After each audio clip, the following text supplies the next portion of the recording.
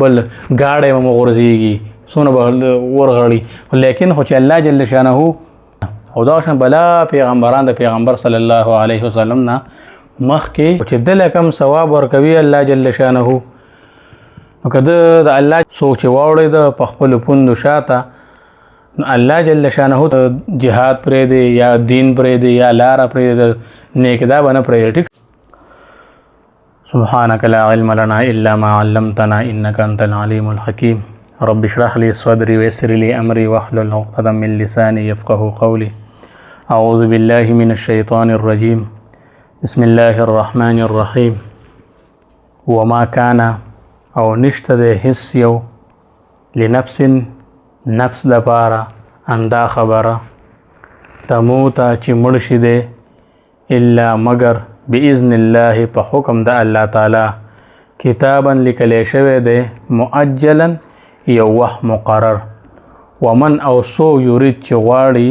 ثواب الدنیا بدله د دنیا نؤتیه نو من ورله ورکوو منها د هغینا ومن او سوق یرید چې غواړي ثواب الاخرت بدله د اخرت نؤتیه نو من ورله منها ورکوو د هغینا وسنجزي الشاکرین او ثواب ورکوو مونږه الشاکرین احسان منونکو ته د دې آیات د مخکنی آیات سره ربط داسې دی چې مخکې آیات کې الله جل شانه فرمایل وما محمد الا رسول قد خلت من قبله الرسل دا سیدا په دې آیاتونو کې چې کله رسول الله صلی الله علیه وسلم د احد په میدان کې زخمی شو یا بیهوش شو صحابه دغه شو شړو کار شو داسې کسان بکیو چې هغه چارسم پیغمبر صلی الله علیه وسلم دنیا نه لاړو منګه واپس کو د کسه کابرانه امن حاصلو یا خپل زوړ دین ته ورا اوړو نو که خامخا پیغمبر صلی الله علیه وسلم که په دغه ورځ نه دی نو په نور یو ټیم کې هو د دنیا نه ځي کنه وفات شوی دی به چې د هغې کوم تابعدارانو هغې دین سنبال کړی دی به که هغې د دنیا نه تلي د هغې کوم تابعدارانو هغه قشن هغې دین سنبال کړی دی خو د دین لاره یې نه ده پرېښی نو څنګه چې تاسو چې وما محمد الا رسول قد خلت من قبل پیغمبر صلی الله علیه وسلم یو پیغمبر دی او رسول دی ټیک شو نو دا په تلو باندې څوک نه دی چې یاره ته شو دغه شان دی چې کم په دغه کې د صحابو چې هغې بهادري کړو ځینو به کې دغه شوي وو بې پیغمبر اوس که الله جل شانه فرمایي ومن ينقلب على عقبيه فلن يضر الله شيئا او ته هېڅ ضرر نه رسي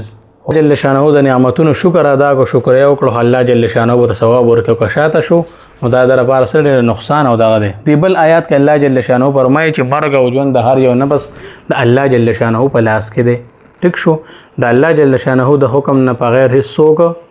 نشي مړ کېدی او د هر چا د مرګ دپاره یو وخت مقرر دی چې الله جل شانه کوم وخت هغه ته مقرر کړی دی د خپل وخت نه مخکې د مرګ که هر څومره اسباب جمع شي ټیک شو هم نشي مړ کېدلی سر باندې ګولۍ هم خوا کې تېره شي جهاد میدان کې ډزې به هم کېږي تا نه مړ کوي ستا ټیمې ته نه مړ کېږي د دنیا په عارضي زندګۍ کې که څوک د خپلو اعمالو بده بدله غواړي خپلو اعمالو څه کوي بدله غواړي نو هغه ته به هم د دنیا کې منګه ورکړو که دی وایي چې یاره زما دنیا دې ښایسته شي ما د ګاډي زما کور زما دغه الله جل شانه یې د څه وکړو د دنیا بدله به وله ورکړو ټیک شو او که څوک په خپلو اعمالو باندې د آخرت بدله غواړي نو هغه ته موږ د آخرت بدله ورکوو او کوم خلک چې ثابت قدم وي او زموږ د احساناتو مننه کوي هغه مني ټیک شو شکریا ادا کوي هغه ته موږ څه وکړو بدله به ورکړو اوس د الله جل شانه نه سوال کول یا داسې څه غوښتل نو هغې کې د دنیا او د آخرت دواړو غوښتل پکار دی ټیک شو یوازې دنیا نه چې یاره زما دنیا ښایسته کړي او ما ته کور راکړي بلډینګ راکړي کارخانې راکړي فیکټریانې راکړي او د آخرت سوچ نه کوي د دنیا د غوښتو سره سره به د آخرت غوښتلې چې به هغه زندګي ډېره اوږده زندګي نه ختمېدونکې د هغې لپاره نو الله جل شانه که دغه وي چې زموږ د نعمتونو چا شکر ادا کو ټیک شو نو زموږ احسان منونکی و موږ به هغه ته بدلې ورکو ټیک شو وما کان او نشته دی هېڅ یو لنفس یو نفس دپاره اندا خبره تموته چې مړ شي الا مگر باذن الله د الله جل شانه په حکم باندې کتابا لیکلی شوی دی مؤجلا یو وخت مقرر ومن او څوک چې یرید غواړي ثواب الدنیا بدله د دنیا نؤتیه نو موږ ورله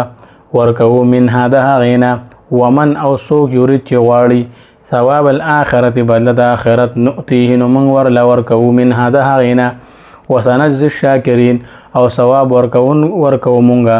الشاکرین احسان منونکو ته احسان کوونکو